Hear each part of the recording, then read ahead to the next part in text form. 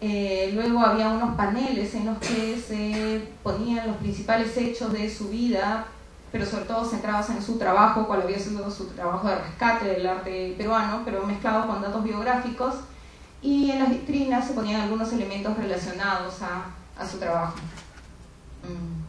Entonces, por ejemplo, este no es el diseño final, pero más o menos así se comenzaron a diseñar los paneles, en donde, como les digo, se pusieran los principales datos del trabajo de estas mujeres, algunas fotografías, alusivas también a su vida y a la obra. Y bueno, estas son las fotografías. Por ejemplo, este es el caso de Elena Iscue. Pudimos acceder a la colección que tiene su sobrina, que es Elba de Iscue. En realidad son fotos que ya han sido publicadas también por el trabajo que hizo Natalia Macluf con el Museo de Arte, un trabajo muy bueno. Aquí queríamos en realidad ofrecer un resumen de cuál había sido el aporte de Elena Iscue. Seleccionamos algunas fotos y la verdad es que yo le agradezco un montón a Elba de Iscue, que nos prestó 4 piezas de la colección. Normalmente esas solo salen con seguro, pero ella confió bastante en nosotros para poder exhibir parte del trabajo de Elena Iscue en el museo, en una vitrina, ¿no? Se exhibieron esas piezas. Lo mismo hicimos con Rebeca Carrión Cachot. Fuimos al archivo que tienen en la universidad, en el Museo de Arqueología de la Universidad de San Marcos. Seleccionamos unas fotos representativas sobre su trabajo que acompañaran el texto que les digo que iban en unos paneles. Y en la vitrina lo que pusimos fue objetos que ella hubiera trabajado para sus textos, ¿no? Recurrimos al Museo de Antropología, Arqueología e Historia de Perú, el que está en Pueblo Libre, y ellos nos prestaron algunas piezas que habían sido trabajadas por Rebeca Carrión Cachot para sus estudios. Con Alicia Bustamante recurrimos al archivo de Hernán Bustamante, el sobrino de Alicia, que tiene estas fotografías bastante interesantes, y expusimos algunas piezas que tenían en la colección del museo. Y finalmente, María Luisa Sacco, que es la menos conocida de las tres, también conseguimos unas pocas fotos y piezas que ella había estudiado para sus textos. Entonces, ese fue el planteamiento de esta exposición, mostrar el trabajo de estas 4 mujeres, que algunas ya tenían investigaciones, ¿no? Elena Iscue, sobre todo, ya había sido bastante investigada, como digo, por Natalia Macluf para una exposición en el Museo de Arte de Lima, pero fue interesante juntarlas a las 4 y poner a la vista el trabajo desde diferentes perspectivas para revalorizar el arte peruano.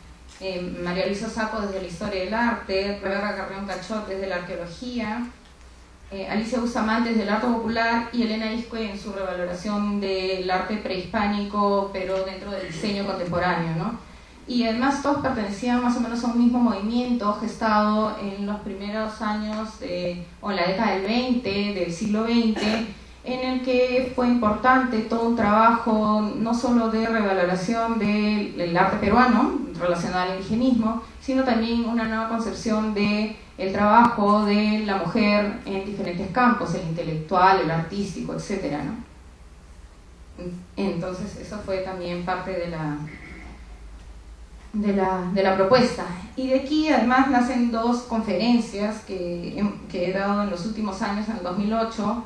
Una fue sobre la exposición misma en la Facultad de Ciencias Sociales de San Marcos para el programa de estudios de género, donde pusimos también cuáles habían sido las bases de esta exposición, la investigación, las bases de esta exposición, y también salió la posibilidad de hacer una conferencia en Bellas Artes sobre la primera generación de mujeres artistas en el Perú.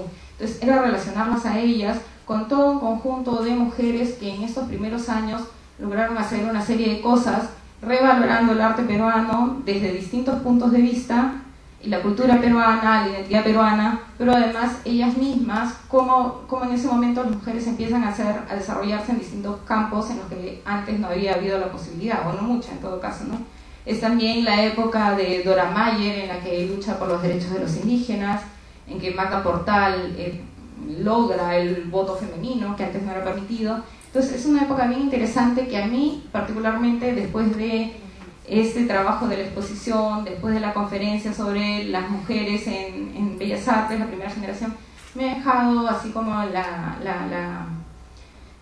ganas de seguir investigando un poco sobre qué pasó en esa época en relación con el papel de la mujer y las propuestas de diferentes campos.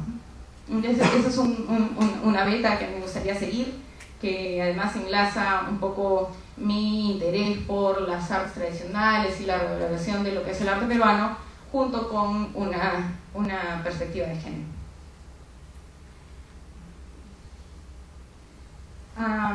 Bueno, luego salió la posibilidad de hacer una curaduría completamente diferente a lo que yo había venido haciendo hasta ese momento, que la verdad, y lo confieso, me costó muchísimo hacer esta curaduría. Y ahí sí me gustaría hablar quizá un poco sobre lo que es la curaduría, ¿no? Yo me acuerdo mucho una conferencia en la que Gustavo Buntins definió dos tipos de curadurías y que a mí me parece bastante útil para comprender un poco esta labor, ¿no? Por un lado es esta curaduría tipo investigación, que es lo que yo había venido haciendo hasta ese momento, ¿no? Es decir, plantear un tema, hacer una investigación bibliográfica, hemerográfica, y luego plasmarlo en el espacio a través de la selección de un conjunto de piezas que den sustento a la idea que uno quiere demostrar a través de esa exposición. Ese es un tipo de curaduría. Pero hay otro tipo de curaduría que a mí me gusta mucho cómo lo define Victoria, no sé cómo se pronuncia exactamente, pero es Norton, que fue curadora del Malva, y que define como el curador en una situación de catalización y provocación en el trabajo que realiza en los talleres, o sea, un trabajo de intercambio de ideas y de provocación de uno en otro, artista-curador, donde también se pierden un poco las nociones de artista-curador y se convierten en dos personas dialogando, con un campo de responsabilidad importante y principal para con el artista y su obra, lo cual no quiere decir acatar a todo lo que diga el artista, porque como todo buen escritor, todo artista necesita un buen editor. En todo caso, me interesa diferenciar sobre todo esta noción de esta curaduría de investigación con esta en que el curador y el artista se relacionan para lograr finalmente la exposición del artista, ¿no? Que fue lo que hicimos con Tania Bedriñana para su exposición Persona Normal en la Galería Forum. Además, Tania venía con ideas muy claras sobre lo que ella quería exponer y sobre su obra. Yo creo que lo que hicimos fue sobre todo conversar mucho, y de esas conversaciones ella sacaba una serie de conclusiones que logró plantearlas finalmente en exposición. Pero yo sí siento que no tuve tanto peso en la definición de la muestra, quizás sí en algunas sugerencias, pero era un poco esa sensación de no saber bien qué estaba haciendo. Este fue el resultado final de la exposición de Tania. Tania trabaja con paper cuts, que son personajes, objetos recortados en papel que ella va trabajando un poco con el tiempo.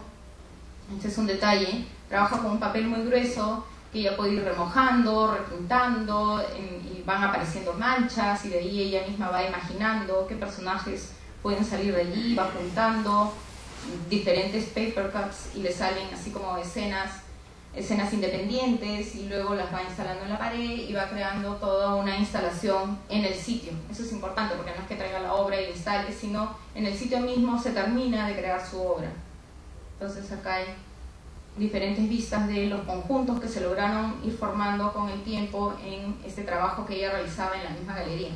Y además interviene en el espacio, muerde las paredes, las raspa, y ahí está. Y que hace referencia además mucho a un mundo inconsciente que ella lleva dentro, de recuerdos de niñez, miedos, escenas que se le quedan grabadas de diferentes instantes de su vida, ¿no? Pero no quiere hacer una narración. Entonces es un trabajo muy asociativo también, que lo fue realizando. Estas son las columnas de la galería donde fue instalando. También por otro lado ella traía dibujos. Lo que pasa es que la formación de Tania fue inicialmente aquí en Bellas Artes como en el área de pintura, y ella sentía, bueno, esto es de todas las conversaciones que hemos tenido, ella sentía que se llevaba muy bien con los bocetos previos, pero a la hora de tener que finalizar la obra no lograba conseguir lo que quería, y nunca además las críticas de los profesores hacia su obra eran muy buenas a la hora final.